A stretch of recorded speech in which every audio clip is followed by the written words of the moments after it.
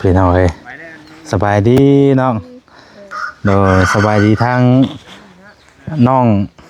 น้อยบ่พี่น้องเอ้ยกำลังเข้ามาพวกพ่อเพิ่นเนาะเข้ามาเป็นเทื่อแรกบ่แซนก็ได้อันนี้ไม่ให้บ้านแหลดได้อยู่นี่พี่น้องเอ้ยเนาะเลยนั่งอยู่ใส่เด้อนั่งอยู่เพิ่นก็ได้ไปอากาศมันเริ่มสวยๆแล้วแหลดก็ฮ้อนแล้วบัดนี้เนาะ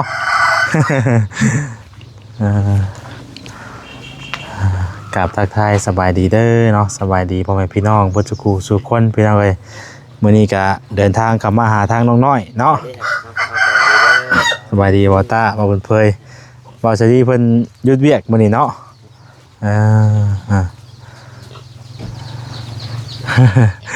เป็นจังได๋เนาะคนเข้ามาหลายบ่มื้อนี้เลยหลายคู่หลายคนเข้ามาเนาะเคยพบเคยเห็นแล้วอยู่ในโลกโซเชียลต้องทำใจได้น้องมื้อนี้เลยมื้อนี้บ่ได้ไปขายเครื่องบ่มื้อนี้บ่3-4 มื้อแล้วบ่ได้ไป3-4 มื้อแล้วบ่ได้ไปเนาะแต่ก็ไปขายหยังขายเครียดอยู่ทางพุ่นขายเขียดขายกบขายเขียดบ่แม่นเฮาไปเอาแบบใดเนาะหาก้านหาคุดก้านคุดเนาะเขียดน้อยบ่เขียดหน้าเขียดนาเฮานี่แม่นเอาไปนั่งอยู่นี่ก่อนก็ได้บ่าวสิถามมึงก่อนเนาะสิไปที่มาทางน้องเพิ่นเป็นจังได๋เป็นจังได๋กะแรกๆให้เขามาหาเจ้าก่อนเบานิ้วเลยพบพ่อเจ้าอยู่ทางแม่นขายเขียดไปขายเขียดเนาะแม่นเจ้าอยู่กับไผอันนี้เนาะผู้เดียวได้พอพูดเล็กนั่งเล่นงอยพุ่นคือตอนนี้อยู่ผู้เดียวเนาะแบบว่าทั้งหมดเลยสินะเฮานี่โดยมี3 คน3 คนแม่นอาศัยอยู่นี่3 คนแม่นมองพักมองเช้าเจ้านี่ได้จะเป็นได้อันนี้น่ะเป็นเถียงบ่หรือว่าใดเถียงทั้งเถียงทั้งเฮือนทั้งเถียงทั้งเฮือนแม่นบ่มีดินบ้านบ่อยู่นี่ตลอดเลยแม่นถือว่าทางกลับมาก็เดึกเติบเนาะแม่นอาศัยกลับมาเป็นครั้งแรกพี่น้อยเนาะก็เลยว่าเอ้าใช้นี่เข้ามาครับเข้ามาเรื่อยๆคือจังบ่ฮอดจักเทื่อว่าซั่นมาถามมาไทยเพิ่นพี่น้อยเนาะคือตอนนี้มีทางผู้ใหญ่เพิ่นซอยอย่างนี้แล้วซอยน้ำซางแล้วก็ไผแสงอาทิตย์แล้วก็อันเพิ่นสิเทปูนอันนั้นเด้สิเทอันปูนนั่นนี่บ่แม่นบ่เฮาสูบน้ำน่ะบ่แม่นเพิ่นทางได้จักมื้อแล้วได้ประมาณ 4-5 มื้อนี่แหละ 4-5 มื้อแม่นมีข่าวดีหยังเพิ่มเติมแน่แล้วยังบ่ทันมีเนาะเป็นจังได๋ครอบครัวเจ้าลำบากขาดเคินแบบใดล่ะจักสิว่าเอาเนาะก็ถามเบิ่งว่าเป็นจังได๋นะจริงๆมันขาดแคลนดีๆเนาะรถเฮือนห้องน้ำอีหยังยังบ่ทันได้มีเนาะแม่นห้องน้ำรถยังบัดรถจักรบ่ทันได้มีรถจักรแม่นยังบ่ทันได้มีเนาะอันนี้ก็อันดินนี่ก็เป็นดินหน้าเจ้าเองบ่ของพ่อเฒ่าแม่เฒ่ายังอยู่นำพ่อเฒ่าแม่เฒ่าแม่นบ่แม่นของเฮาแม่นแม่เจ้าเด้แม่เมื่อบ้านเมื่อดองเลยแล้วก็อาศัยอยู่ดินไม่เฒ่าสิบ่แม่น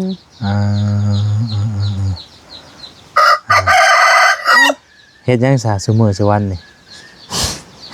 ได้เฮ็ดหยังถ้าไปก็จะมาช่วงนี้ก็คือว่าบ่ได้เวียกหยังเนาะแม่นปกติแบบว่าชีวิตประจำวันเจ้าแต่ก่อนๆที่ว่าทางทีมงานยังบ่ทันได้เข้ามานะหาเขียดขายหดผักกำลังโมปลูกหมูบ่แม่นใช่สวนหมูจ้ะปลูกหมูพร้อมบ่แม่นไก่บ่เด้ตัวมีหัวเลยตัวมีหัวแม่นนี่บ่แม่นปลูกลายบ่2 ให้2 ให้ปลูกขายปลูกกินปลูกขายทั้งก็สิขายก็กินก็ได้เนาะแม่น ก่อนสิขายก็กินก่อนปลูก เลย ปลูกไปว่าซั่นๆเนาะมีหยังก็เอาไปขายพี่น้องเอ้ย เล อยู่ให้ ย อยู่นาปลูกผักปลูกหญ้าบักตุ้มบักแตงก็ปลูกอยู่บ่ ปลูก ปลูกอยู่เนาะอืมคือเรื่องของเพิ่นนี่ก็ตอนนี้ก็ทางผู้หลักผู้ใหญ่เพิ่นก็กำลังอ่าซอยเข้ามาในเบื้องต้นทางน้ำเนาะ เลย แต่ก่อนบ่มีติล่ะ บ่ เจ้าจักปี 15 15ปี เลย เคยไปแต่เฮ็ดเวียกอยู่บ่ เคยไปเฮ็ดเวียกอีดงเห็น แต่โดนเติบเลย เคยไปเฮ็ดเวียกอยู่โรงเรียน เลย ตอนนี้บ่ได้ไปแล้วบ่ แม่นบ่ได้ไป เป็นอะไรบ่ได้ไปแล้ว อยู่เลี้ยงพ่อเลี้ยงแม่ พ่อแม่จักปีแล้ว แม่ประมาณ150กว่าแล้วบ่น้องก็บ่จื้อ เพิ่นมีลูกจักคน มีลูก6 คน 6เลย แต่ว่าแต่ละคนเลยจ้ะอยู่ไส เสียสิยังเหลือ2 อ๋อเสียสิ แม่น คือเสียหลายคนเติบเด้นี่เนาะ แม่น อ๋อเพิ่นเป็นหยังคน อีก3คนนะบ่ฮู้อีกผู้หนึงอ่ะตายอยู่ไทยพูนไปเฮ็ดเวียกอยู่ไทยเฮ็ดเวียกแถวบ้านแพงนะ เพิ่นก็เพิ่นเสียอยู่ไทย แม่ เฮาก็มีแล้วก็อยู่บ้านก็มีบ่ มีผู้หนึง อ๋อ เหลืออ้ายเฮาแล้วก็อ้ายเฮา2คน อ๋อมีครอบครัวเพิ่นแล้วบ่เพิ่นเสีย ยัง อยู่ ผู้เสียมีแล้วหาก็ได้กำลังสิสร้างครอบสร้างครัว กำลังสิสร้างครอบสร้างครัวเพิ่นก็ได้เนาะ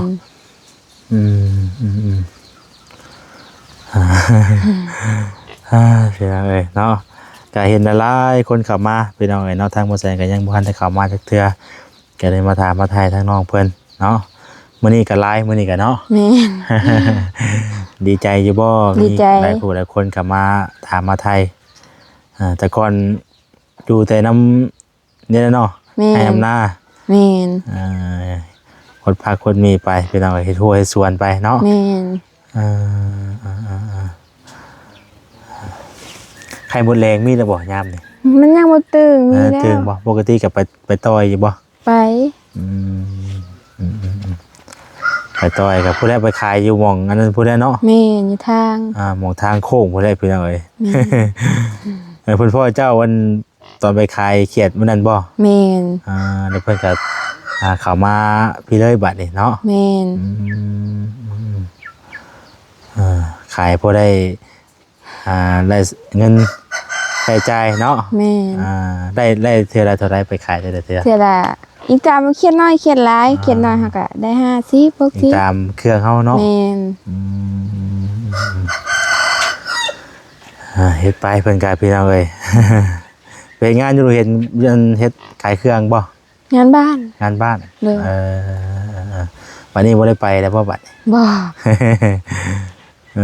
บ่ได้ไปแล้วเนาะ แม่น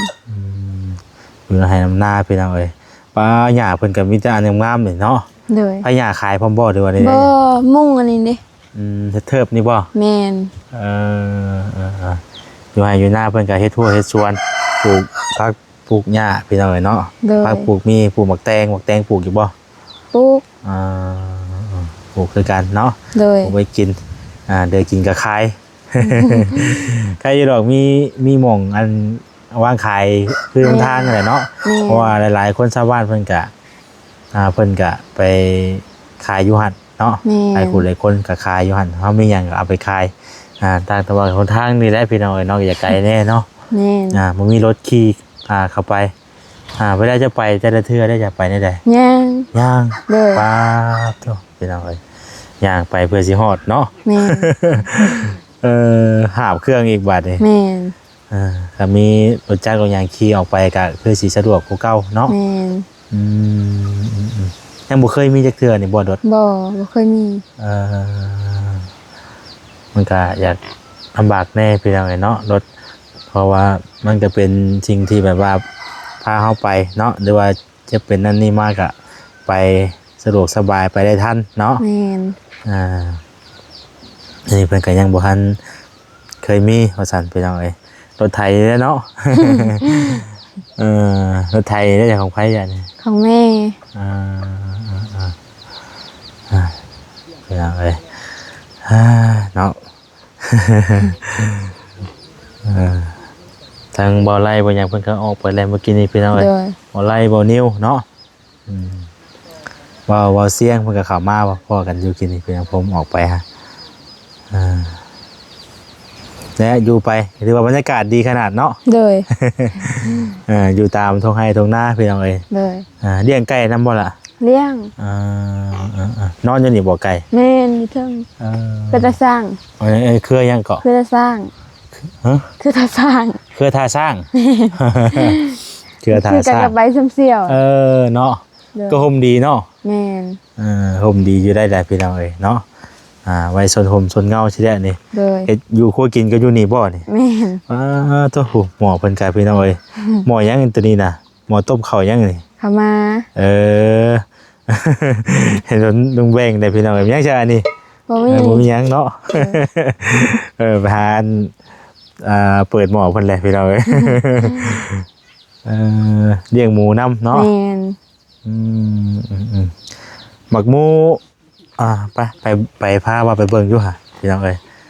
พาไปเพิ่นไปเบิ่งหัวเบิ่งสวนเพิ่นก่อนพี่น้องมากัน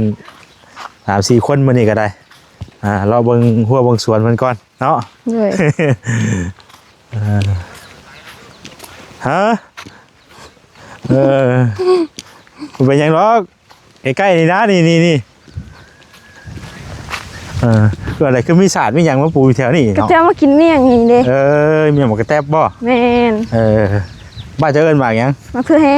แหละคันว่าหมกกระแตบก็สิฮู้อยู่ว่าจ้ะ บ่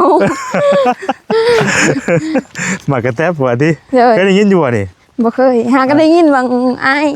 ยาวมาน่ะก็เจ้าเอิ้นเด้ หมกกระแตบได้บ้านบ่เอิ้นน่ะ แม่น หมกกระแตบพี่น้องเอ้ยบ่บ้านน้องเพิ่นเอิ้นหมกทั่วแฮ่ โดย เข้าได้จักสอบน้องนี่ ได้25 25 โดย 25สอบนี้ แม่น เพราะว่ามันบ่นั่นเนาะ ดิน หน้า บ่เพียง เทินว่าหน้านู้นได้นี่เนาะ แม่นเวลาฝนตกมามันก็สิได้แต่แถวแคมหั่นน่ะมันสิบ่ บ่ ได้ ค่อยอยากงามบ่เนาะ แม่นนาเป็นนาโนนเด้ หน้า แต่ นู้ ฝ น นก็ตกลิ้นก็บ่ได้ดำ นี่เด้เป็นอยู่น้ำไห้น้ำหน้าก็บ่ได้นั่นได้พี่น้องนี่เนาะเพิ่นก็มีทั้งหมักหมูหมักแตงบ่นี่ แม่นป โอ้ น ผ กัน สมกันเลย แม่น มันก็ได้กินมา2อย่างได้นี่เนาะ แม่น นี่พี่น้องเอ้ยโอ้ได้สูตรน้ำแล้วบาทนี่เนาะปลูกหมักหมูได้ปลูกหมักหมูหมักแตงได้กินทั้ง2อย่างเลย แม่น งามไปดีอันนี้พี่น้องเอ้ยนะเวลาเฮาฮดน้ำได้จังน้องเอาน้ำใส่บ่ น้ำหนองพุ่น เอาน้ำหนองบ่ โดย เมื่อเฮาตักมาฮดเอาบ่นี่น่ะ แม่นตักมาหดเลย ตักมาฮดเอาพี่น้องเอ้ยเนาะนึกว่าบ่เฮาบ่เฮ็ดดอกเนาะ แม่น ถือว่าจักให้ก็ สอง ให้เนาะ โดย ปลูกพอได้กินเพิ่นก็ได้ แม่น ไล่จักทิศได้จักมื้อแล้วนี่ ไปเดินกว่าแล้ว งามได้พี่น้องเอ้ยเนาะนี่หมักแตงจริงเฮานี่บ่เนาะ แม่น มื้อนั้นเห็นทางบริเพิ่นมาอยู่พี่น้องเนาะเพิ่นเห็นมื้อนั้นฮดพักบ่มันน่ะฮดบ่มัน ก็ลองโม่ทั่วแต่ง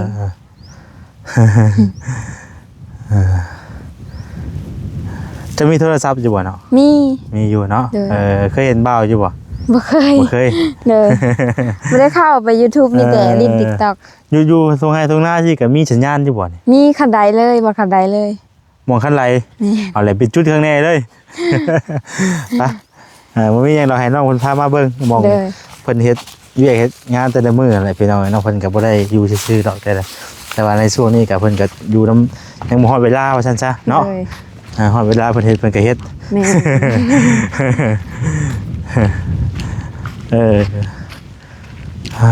กับบรรยากาศดีขนาดพี่น้องเอ้ยเนาะอยู่ตรงไห้ตรงหน้า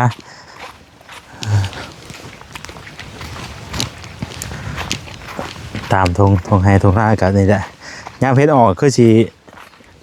อันเฮ็ดหลายได้นี่เนาะ แม่นเฮ็ดปวก เฮ็ดเพาะเฮ็ดปวกเฮ็ดละงูมีบ่น้องแถวนี้ มีพูดมีแต่มันไก่ ไก่บ่ แม่น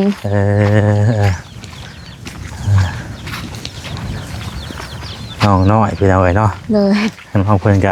มีความใฝ่ฝันไว้ได้เนาะ อยากได้ อยากให้เพื่อนบ่ แม่น